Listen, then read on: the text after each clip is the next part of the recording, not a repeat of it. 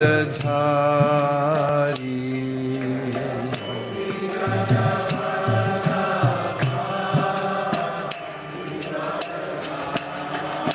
Yashodanandana Vrajajandaranjana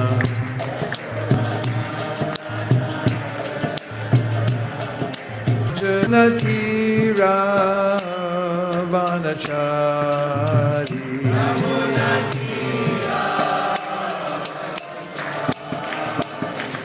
Jai Radha Madhava Kunja Bihari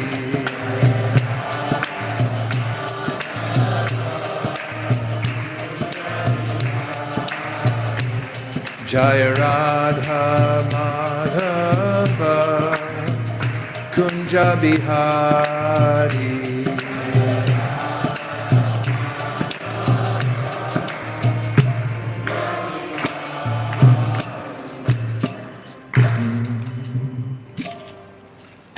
Om Namo Bhagavate Vasudevaya Om Namo Bhagavate Vasudevaya Om Namo Bhagavate Vasudevaya Narayanam Namaskritya Naram Chaiva Narottamam Devim Sarasatim Vyasam Tato Jayam Udirayet. We're reading from the Srimad Bhagavatam as we're going through sequentially, and today we're the 8th canto, and I'll be reading from the 20th chapter, and the verse will be number 7.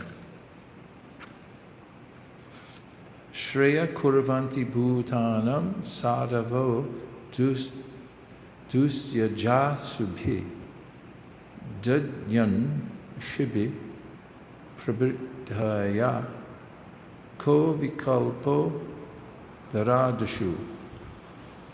Shreya kurvanti bhutanam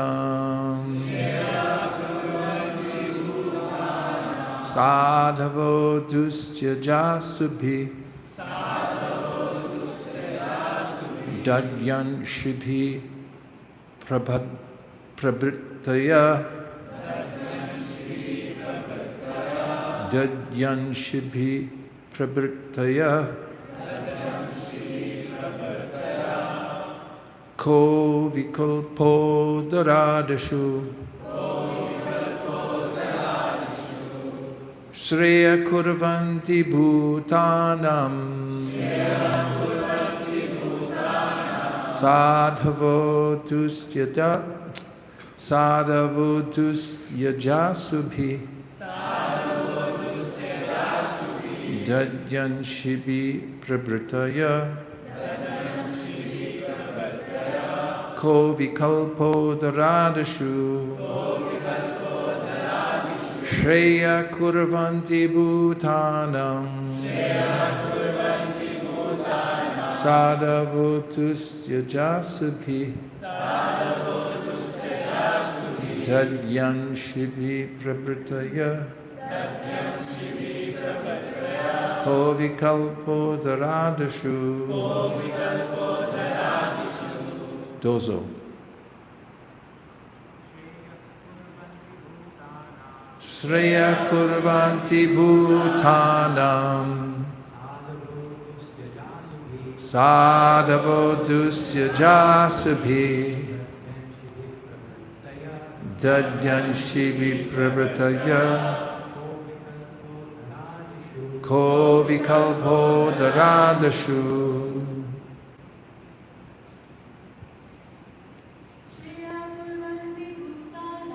Shreya kurvanti bhutanam Sadhavo dusyaja subhi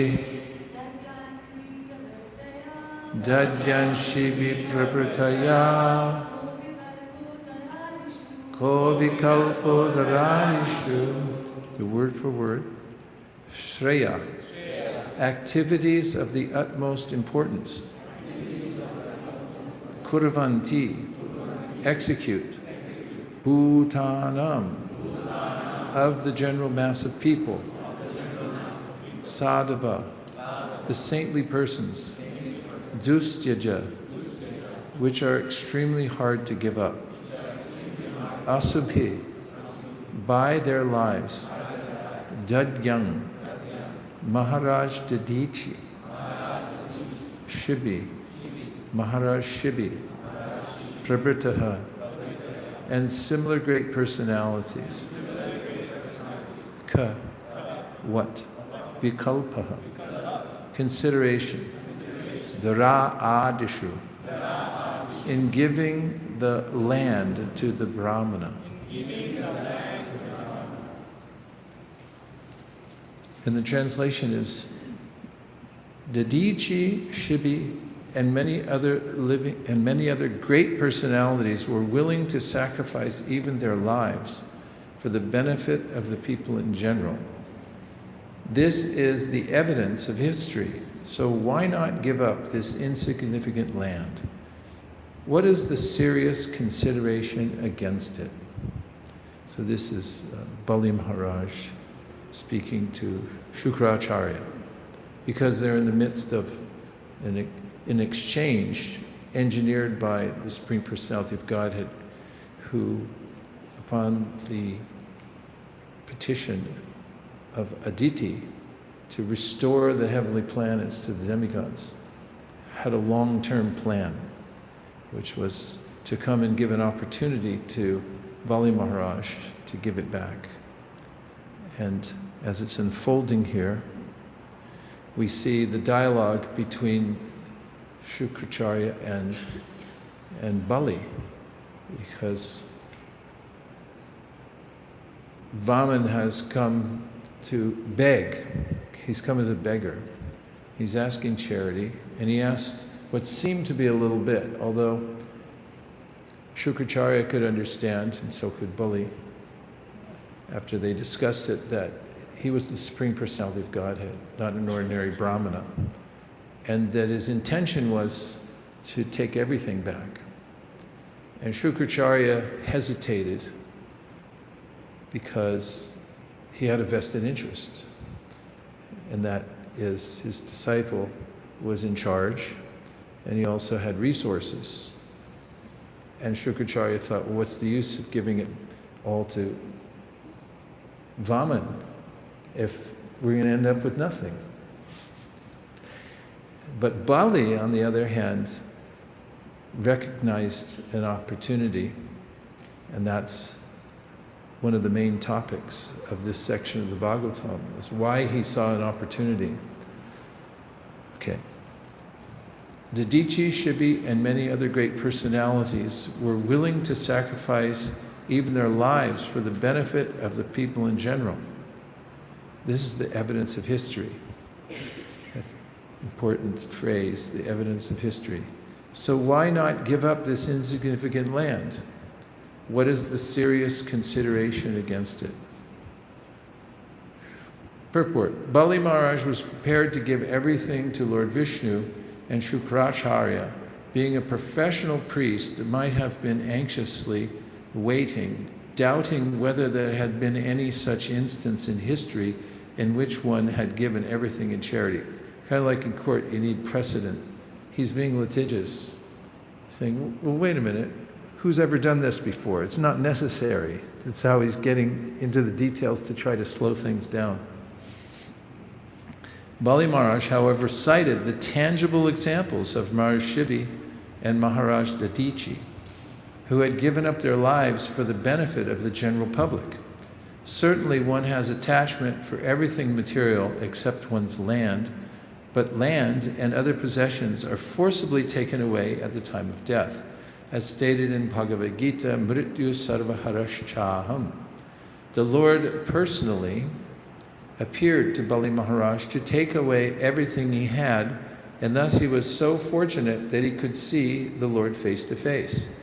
Non-devotees, however, cannot see the Lord face to face. To such persons, persons, the Lord appears as death and takes away all their possessions by force. Under the circumstances, why should we not part with our possessions and deliver them to Lord Vishnu for his satisfaction? Sri Chanakya Pandit says in this regard, San nimitte varam tyago vinashe niyate sati, from the Chanakya Shloka 36. Since our money and possessions do not last, but will somehow or other be taken away, as long as they are in our possession, it is better to use them for charity to a noble cause. Therefore, Bali Maharaj defied the order of his so-called spiritual master. And I first offer my respectful obeisances to His Divine Grace, A.C. Bhaktivedanta Swami Prabhupada, to all the previous acharyas, and to the assembled devotees. Vancha kalpadarubhascha kripa sindhabhe eva cha patitanam bhavanibhyo vaishnavebhyo namo namaha. I'll refer to an earlier chapter when Krishna is speaking to Aditi at 8:17:16. And here we find an interaction that's taking place. The Supreme Personality of God is speaking to Aditi, the mother of the demigods, which starts at 12. Aditi had worshipped the Lord to restore, as I said earlier, the property of Indra, which was the heavenly planets. Going back to 8:17:11, Shukadeva Goswami says, O King Parikshit, best of the Bharat dynasty, when the lotus-eyed Lord, the supersoul of all living entities, was thus worshipped by Aditi, he replied as follows. And the Lord's replying,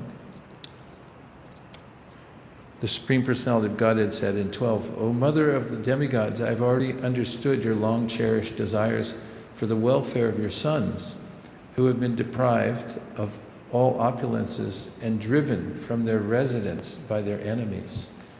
O Devi, O Goddess, I can understand that you want to regain your sons and be together with them to worship me after defeating the enemies in battle and retrieving your abode and opulences.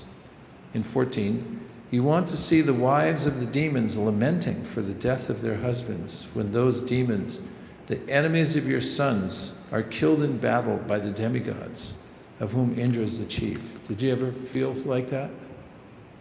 I want my stuff back and everybody who took it to be killed? Never felt like that? Good for you, Damayanti. You have a pure heart. Okay, 15, you want your sons to regain their lost reputation and opulence and live again on their heavenly planet as usual. O Mother of the demigods, in my opinion, almost all of the chiefs of the demons are now unconquerable. It's the Lord speaking, and he says they're unconquerable. For they are being protected by brahmanas, whom the Supreme Lord always favors. Thus, the use of power against them now will not at all be a source of happiness. Very interesting.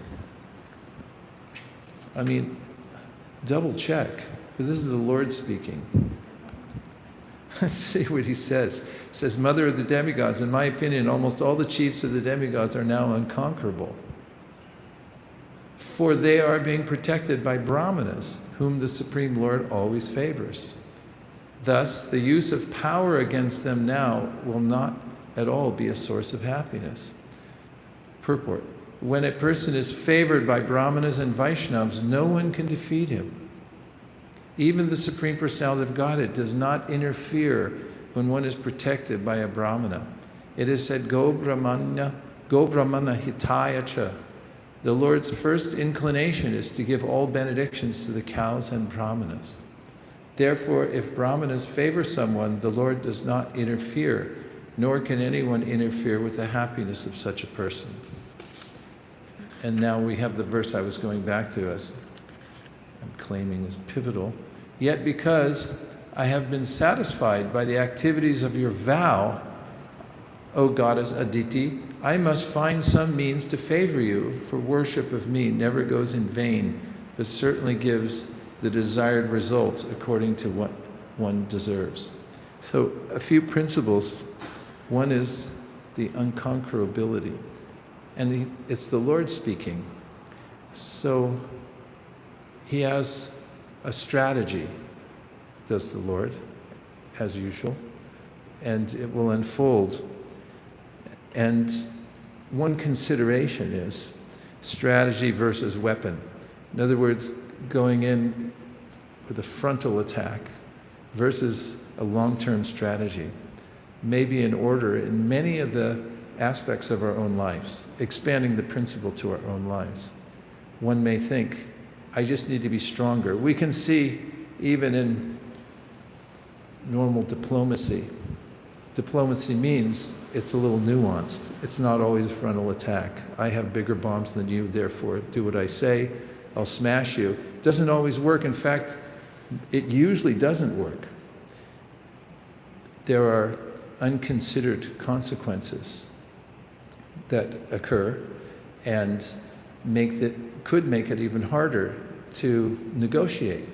So it's a general principle the Lord's pointing out here that has to do with timing and also intention. These two things have to be in place for us to be successful. We have to consider timing, and we also have to consider intention, because as we'll find in this pastime as it unfolds, as I wrote down this morning as a reflection on this section, if there is a molecule of sincerity in the heart of any living being to surrender to the Lord, anywhere in the creation, the Lord will go there. He knows where it is.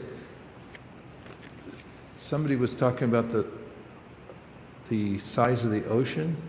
Maybe it was this morning in the announcements, how big the ocean is. But consider the whole universe. How does the Lord decide where to go, who to favor? He specifically knows where that molecule of sincerity is in any living being's heart. That, therefore, we'll find in this pastime, he's known as Bhava Grahi Janardana. He's specifically on the lookout amidst this universe, which to us seems vast, for any semblance of sincerity which could be defined as a decision in the heart of any living entity that I'm going to surrender to the Lord. Because there is decidedly a way in which people avoid surrendering at all costs. Ignorance, always known as ignorance, as in la la la la la la la la, or talk to the hand, that kind of attitude towards the topic of theology, Krishna consciousness, there is no God, and let's not even bring it up. In fact, let's find a doctrine to write it out of existence so that we don't have to discuss it anymore. This is ignorance. But if the Lord sees someone anywhere for any reason, Chaturavida bhajante mam jana sukritino ujara, somebody who's pious in heart, and even if they need money or they're in distress and they call out, we see throughout the Bhagavatam, the Lord's there immediately. That's what he's looking for. In fact, we could even say that the whole universe is just a backdrop for those little molecules like gems to show up, and the Lord says, there it is, there it is, there it is. In fact, we could even say that the whole universe is just an opportunity to give the living being a chance to show that surrender in the backdrop of the material world, where there's every excuse why not to do it. That he's given this whole conundrum-filled universe as an opportunity for someone to say that the only solution for me is to surrender to the Lord. Since somewhat a definition of sincerity. And if the Lord sees that, he's Bhava Grahi Janarda. Bhava, he knows that feeling. And he's a miner. He's searching for a heart of gold.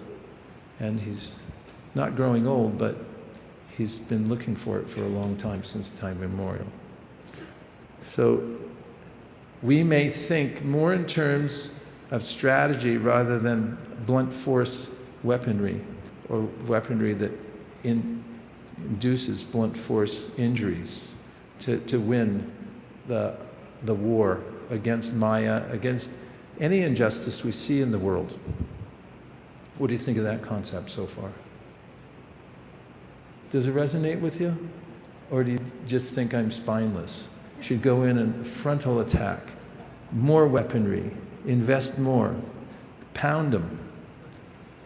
So we may not win by conquest or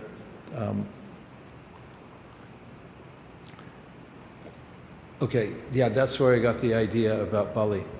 The Lord wanted to create a scenario so that he didn't go in and just push Bali out, because he's saying here, I can't do it anyway. The Lord's saying I can't do it. But what he does is he creates a scenario in which, and I'm basically saying the same thing but making it more specific to the pastime, he's creating an opportunity for Bali to voluntarily surrender. And that's what I'm claiming is the whole material world. The whole material world is just an opportunity for the living being to show his sincerity and say, I surrender. So that's what he was doing in this pastime as a strategy, rather than taking it back by force. And how well does that ever work? He was making the opportunity, giving the opportunity. I see that on Sankirtan also, book distribution, if I may bring this in. So it's not a normal activity. We're looking for that little surrender of the person that we meet, to offer them something that's obviously Hare Krishna, and that's screaming at them, this is God, these people are for God. And then using a gentle bedside manner to evoke a sense of surrender in their hearts. That's what Prabhupada referred to as the great art of book distribution. It's not how tricky you are. It's about recognizing the existential condition of the soul in the backdrop of the material world, and that we get to be the ones who are creating a moment, the most important moment in the life of the jiva, for that particular entity to decide to go towards Krishna. That changes the whole world. It's as if all of the thunderclaps in the world hit all at the same time when that little jiva makes that decision, because nobody does it on their own. Maya mugdar jiva nahi swata Krishna gyan. It's not automatic. Somebody has to make a strategy. That's what the Sankirtan movement is. We have a strategy. That's why we're camped out here, to strategize how to extract the little molecule of surrender from any souls that are here in Toronto right now. They're walking around out there, and they're ready to offer their surrender, but who's going to go extract it? Right? Anupam, who's going to do it? You got to say, hey boss, I like your style. And then the living entity thinks, oh, he likes my style. And then next thing, it was like, here's a little platform for you to surrender. In fact, we were saying to people recently, when we asked for a donation, we say, this is not an obligation. It's an opportunity. And then there's an existential consideration, sorry, I keep using that word, for the living entity to then say, yeah, I'm going to surrender. That's real. That's the only real thing going on in Toronto. Everything else is a big recycle bag of nonsense, like those recycle bags up and down the street. The whole material world's just matter in different forms, and it's a fake out because it's all made of the same stuff. It's like plastic made into different things, like pradhana just gets produced into different forms and shapes to tantalize, is that a word? senses of the living beings. But beyond that is the purpose of the whole creation, which is to find that moment in the sojourn of the living entity where the living entity says, okay, I surrender. So that's what Krishna's plan was, to set the whole thing up just to see Bali Maharaj do it. And what else do it means surrender. And then we have that we may notice that the loser in the battle, which Bali was, Bali gave away everything. And according to modern calculation and all his buddies and friends who were sycophants who were holding on to him, including his so-called guru, was to get something from Bali. That's why rich people have it really bad, because everyone hangs around because they just want something. And Bali had everything, so he had a lot of friends, and they lost everything when Bali lost everything. So they weren't too happy about it because they weren't sincere. But the point the Bhagavatam makes is the so-called loser wins the biggest prize in this case, because he says, I'm going to surrender to Krishna. So that brings us a little further to today's verse. And I want to tell you a little story about two friends walking along the street, talking, feeling the sunshine on their face, and having no particular agenda except for being on a walk. And then suddenly, as might happen in any place in the world unexpectedly, a rogue-like person approaches them and holds a gun to them. And he says, give me everything you got.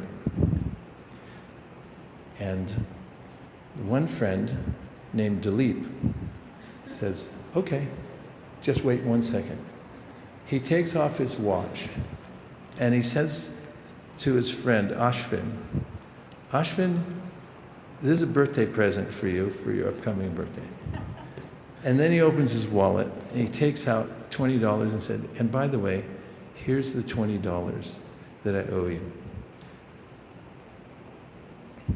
This is called preemptive giving, because everything belongs to Krishna, and as Prabhupada points out in the purport, it'll all be taken back. And so the intelligent person, tena tyaktena bunjita, says, okay, I have a little quota, I'm using it purposely in Krishna's service, but my main purpose in life is to give everything back to Krishna before it's taken away. In that case, I'm going to tell you a story that you've heard many times, but it's didactic and it's very meaningful to me because it actually happened and I had a revelation from it.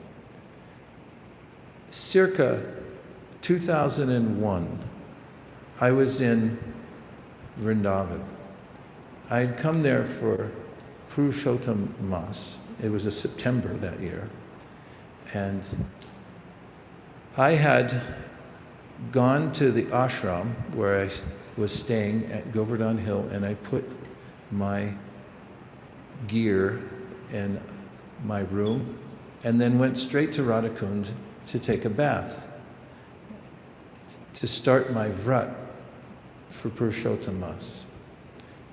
And I dutifully put on a gamcha and put my other clothes on the bank of Radhakund, along with whatever was in my pockets, which was my notebook, pen, and some Lakshmi, a little bit, and maybe a few other knickknacks and doodads.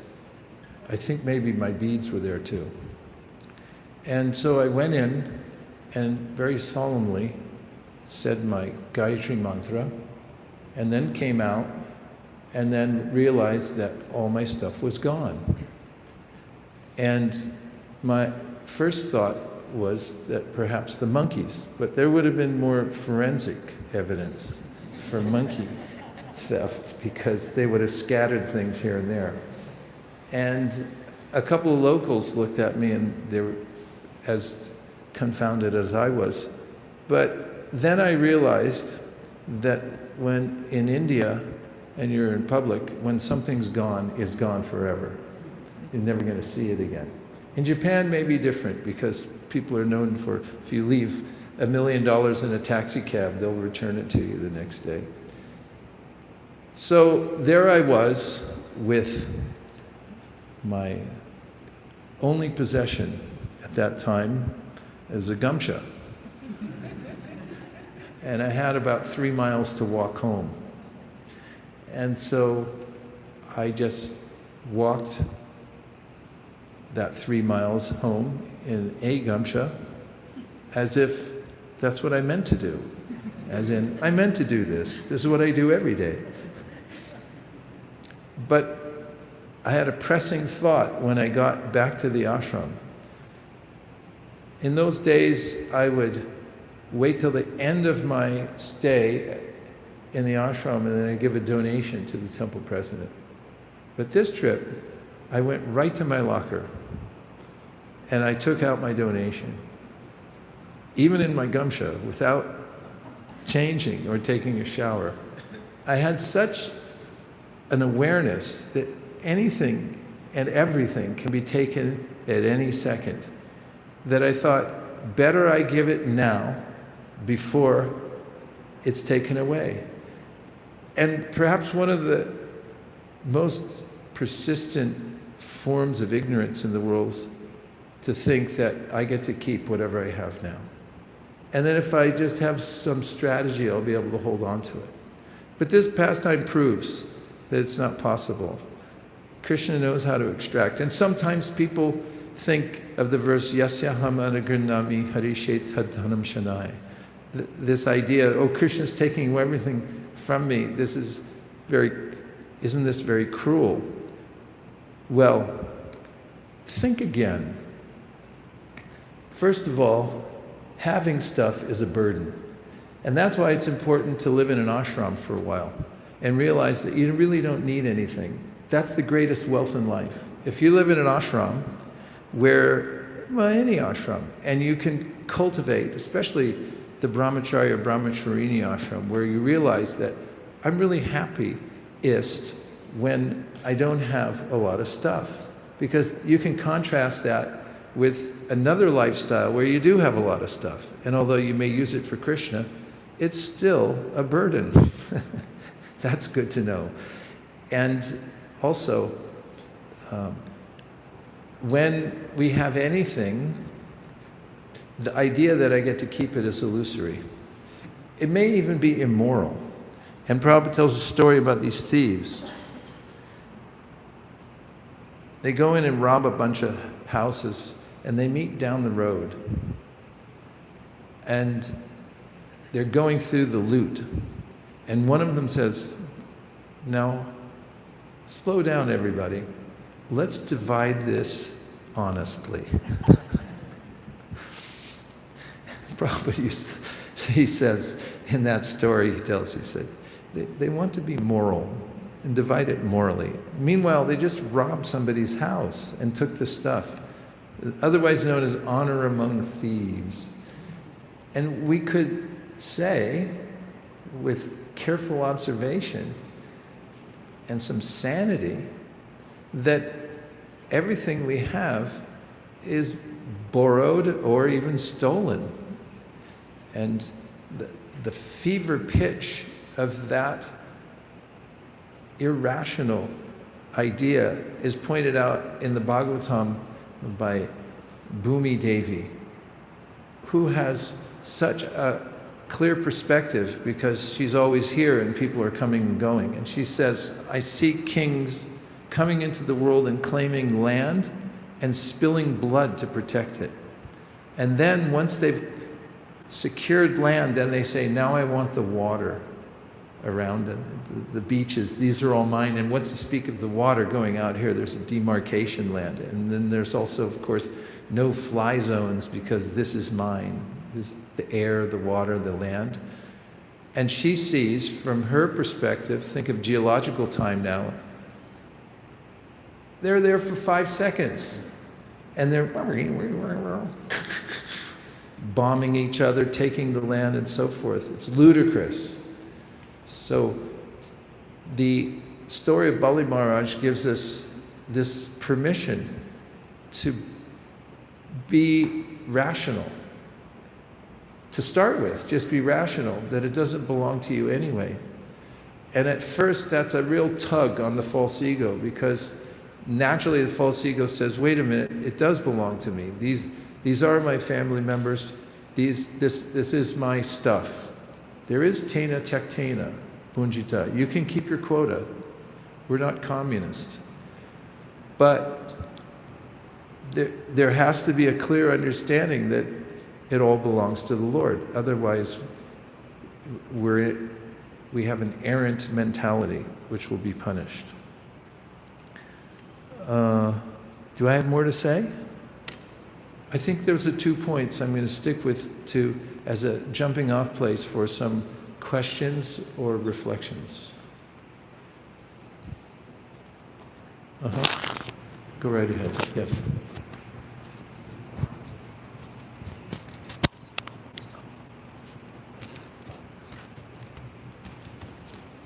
So Maharaj, we discussed that like Dadiji Maharaj gave their lives for people. Like there were so many. Dadiji Maharaj. Dadichi, yeah. Yeah, Dadiji. So I just needed to know that when people give lives for other people, it's mentioned in Bhagavad Gita that it is also a kind of sense gratification. Like it's a greater form of sense gratification. Where is it mentioned in Bhagavad Gita? It's mentioned like if it's not in the service of Krishna, apart from that, even if you do it for humanity or army. Yeah, correct. So could you please elaborate more on how they gave their lives for people and how was it in Krishna consciousness? Well, the case of Dadichi Muni, he specifically understood that it was for Vishnu, and he made the statement that of course I'd give it because it's for Vishnu.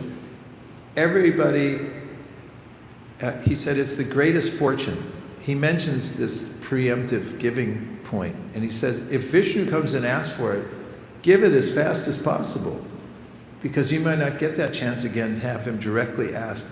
There's a mission, please give me on behalf of Vishnu, so give it there.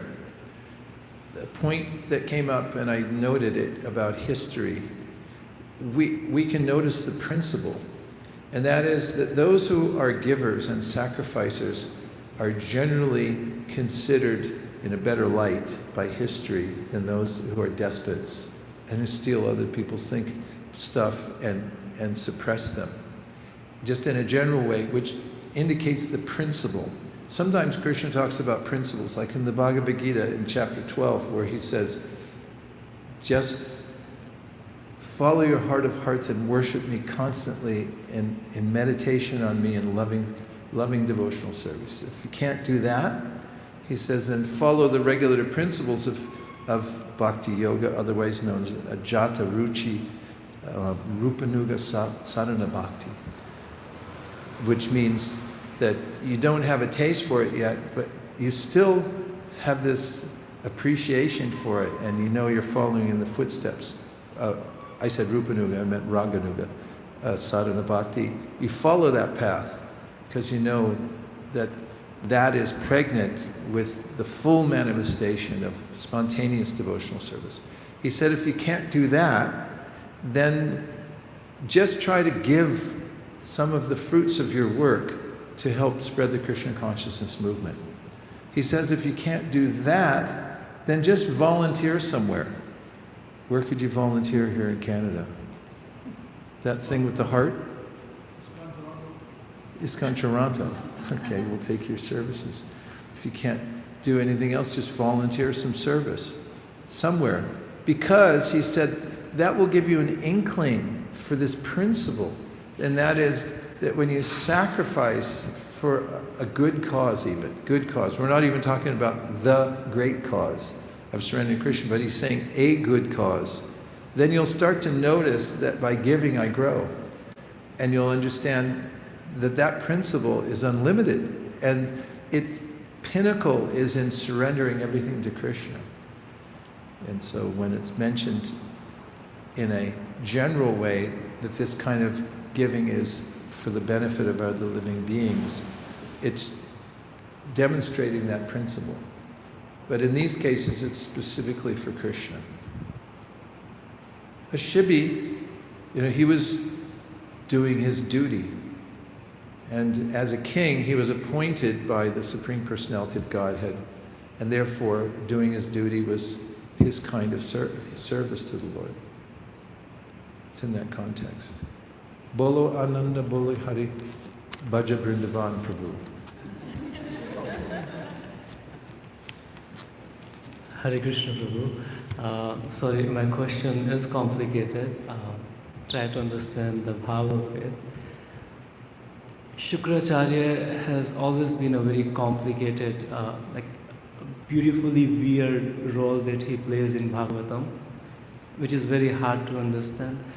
In 7th canto, he sees the supremacy of Krishna. Vishnu comes in the form of Narsingadeva and he turns apart the entire body of Hiranyakashipu. And still, in this canto, in that ceremony, he recognized Vishnu, he knew that it is Vishnu. Still, he wasn't able to surrender. He wasn't able to, have that faith or love towards him.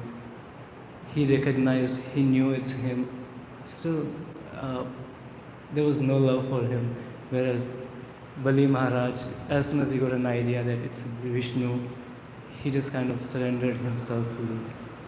So, even after doing so many austerities that he could revive the lives of dead demons, and he was such a great Brahmin, as it is mentioned here. So what Brahminical principles he had when he was so selfish, so materialistic, and was not letting the king do what the Kshatriya dharma was. And I don't know, his role kind of always brings a lot of questions. And maybe that's the point. Otherwise, how will you extract the principle unless someone is there to present the purely legal part of this?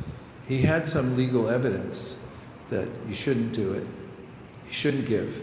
And in the backdrop of that, you find Bali going against his own guru. Everyone may say, ooh, can't do that. And in fact, we already saw Indra had disrespected his guru by not standing up when he came in. But now Shukracharya is making some practical points. When we hear Sarvadharman Parityaja Mamekam Sharanam Vraja, someone may say, in fact, Prabhupada mentions this. He said, some people have heard this and they say, now that's just too much for the Lord to ask that. Like, how could he ask us to completely surrender? That's unreasonable. And it's in that context that we find Bali being confronted with a legal theory from Shukracharya and then breaking it for the sake of Krishna. And that's what the Bhagavatam does over and over and over again. And even Krishna hints at it in the Gita. Traigunya Vishaya Veda Nistraigunya Pavarjana Nirdvandvo Nityasatvasto Niryoga Shema Atmavan. He said, Arjuna, forget all these Vedas. Established in the self. And at the end, Sarvadharma Parityaja, which really means that any of these duties that you have to do, if they're not connected to surrender to Krishna, then he said you can discard them. Dharma swanustita pumsam vishvaksena katasuya nodpadiya yadiratim shrama evi kevalam. Early in the Bhagavatam, we hear Sutta Goswami saying that if you're doing your dharma perfectly, but it doesn't lead to surrender to Krishna and an intense desire to hear more about him, then it's useless. That's how the Bhagavatam comes in. So we have the various characters throughout the Bhagavatam.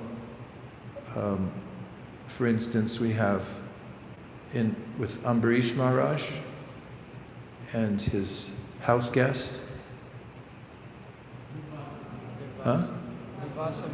Durvasa Muni, he's also a complicated character. you'll find him in the Gopal Tapani Upanishad as integrated into the Vrindavan pastimes. And then you see him there really stirring things up. And he's also an interesting character. For that matter, Akrura is an interesting character because you find, or complicated, interesting is pretty benign, but complicated is better. He's a complicated character. He ends up having some intrigue where he's holding on to the Shamachaka jewel against Krishna's will. And Krishna's like, all right, just take it out and show everybody that you have it, because there's all these rumors and everything, and it's not good for me. Could you do that? And he's like, okay, I have it, I'm sorry. He's a pure devotee. So one point of interest is that the world's interesting.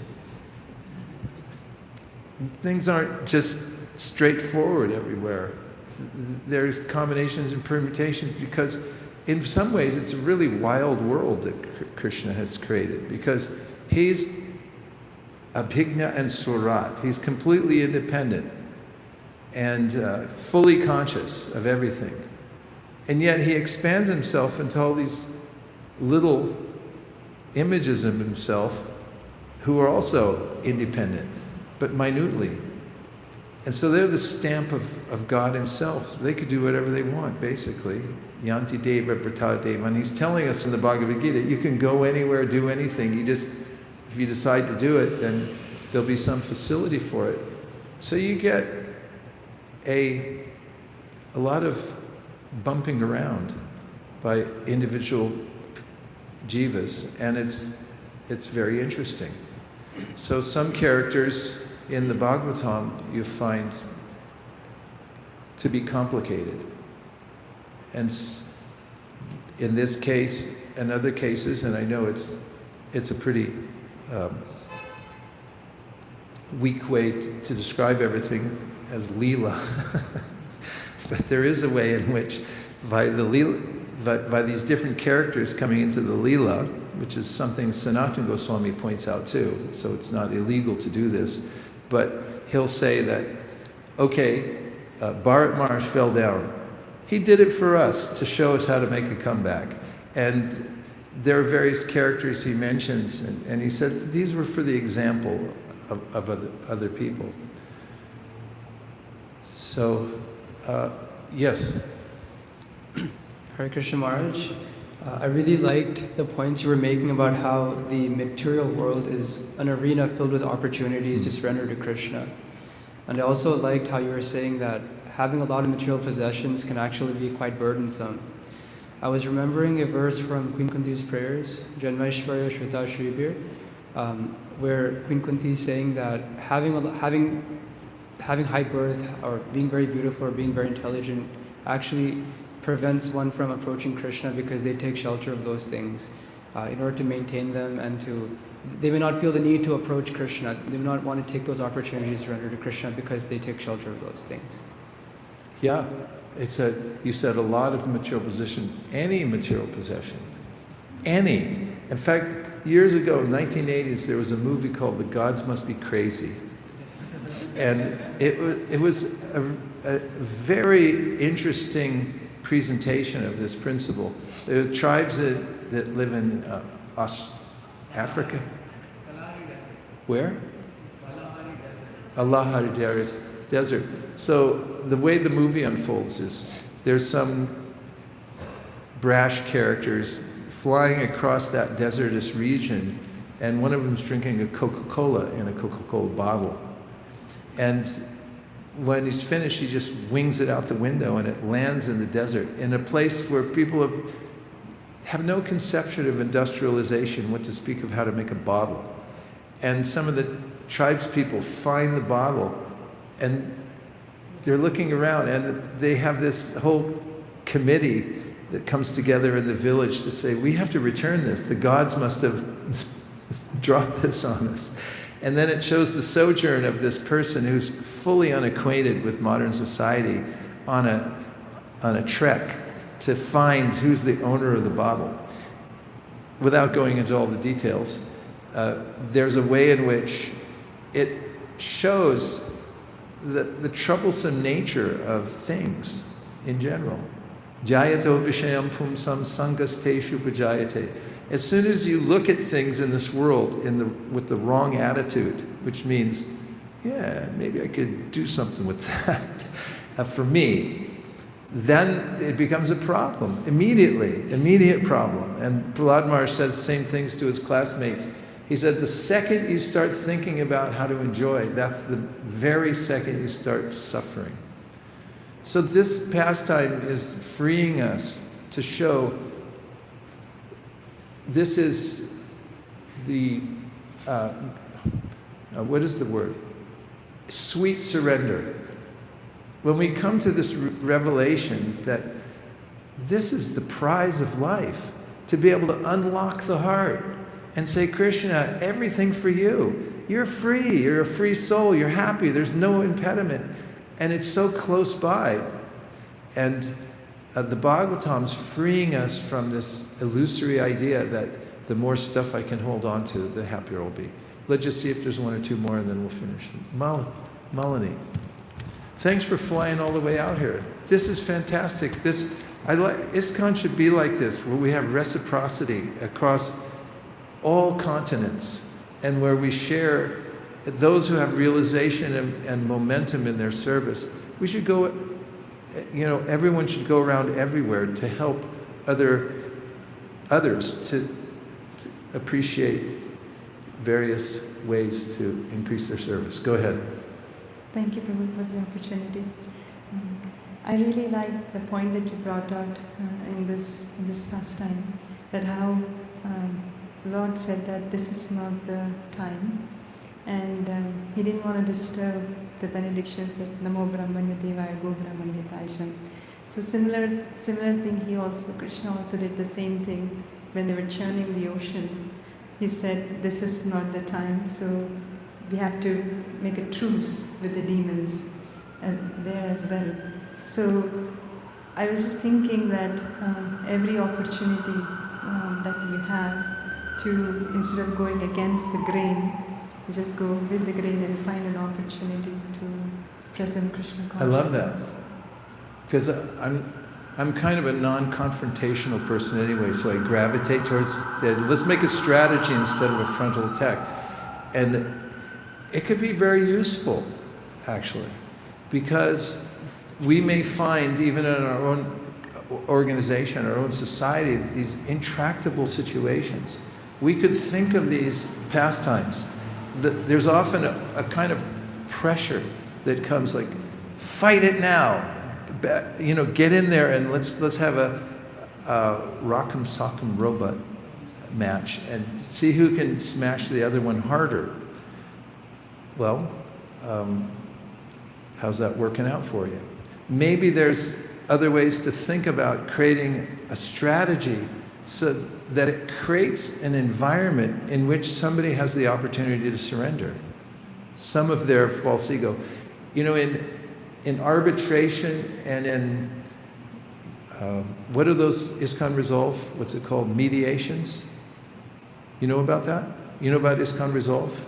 They answer the phone, they said, ISKCON Resolve, get over it. And so, I've been in a few of them. It's very interesting. And normally, it's a psychological, sociological phenomenon that the closer the two parties who are at odds get to the mediation, the more they start tensing up and thinking, what are we going to lose? There's going to be some disadvantage to this, and me getting into this. And it just indicates the ways in which we hold on to a particular position. It has to be that way. But once there's some communication, there's a revelation that there's more nuance to the conversation than one might have thought. In fact, sometimes people hold a position for 20 years, and then they finally meet together and talk and go, oh, that's what you were thinking? I didn't know that. Oh, well, that's not a problem for me. Is that it's not? Okay. Well, let's just be friends then. And so taking this understanding that strategy is better than a frontal attack, and also realizing that time is Krishna. And when you do everything possible to prepare yourself for when the time is right, that can be the best strategy to move forward. Yes? Just to follow up on this one, Hansapriya once told an example of this. She was mentioning about His Holiness Gopal Krishna Maharaj. There was a devotee in Delhi, I don't know exactly which place, I don't remember, but that one of the devotee was somehow taking up all the funds and somehow he was misusing them. Then everybody had a meeting and they thought this person should not be in the temple or taking any responsibility. And they went and told Maharaj about this. And then Maharaj said, okay, I will deal with him. And then Maharaj went and spoke to that person and he said that from today onwards you will be the temple president. And then Maharaj gave that responsibility to that person, and as soon as the responsibility was given, the whole attitude of that person changed. So I was just thinking how Maharaj used this principle instead of eliminating, he rather used it in the service somehow. It's a brilliant example. And there are ways you can see Prabhupada led the way with that sort of arrangement and management, and trying to bring out that kind of opportunity for people to surrender on their own, rather than make them more averse or alienated and so forth. It's complex, but taking these principles, which I'll end on, I wrote a couple of them down just as reference points. First one was force against piety. In this pastime, as I was saying, a molecule of sincerity, that's what wins out in the end. Also, the doctrine of preemptive giving is one of the key principles that we can focus on in our lives. And, Aditi's prayers. When you offer prayers to the Lord, you may think they're going to be fulfilled in the way you asked, but the Lord may have a very roundabout way of doing things, and sometimes people get impatient. It's like, wait a minute, that seems completely the opposite of what I wanted, but who's more expert? Just like with Kardama Muni, he prayed to the Lord and he said, okay, I need a wife. And you decide, because I think you know more about the situation than me. And there's two more.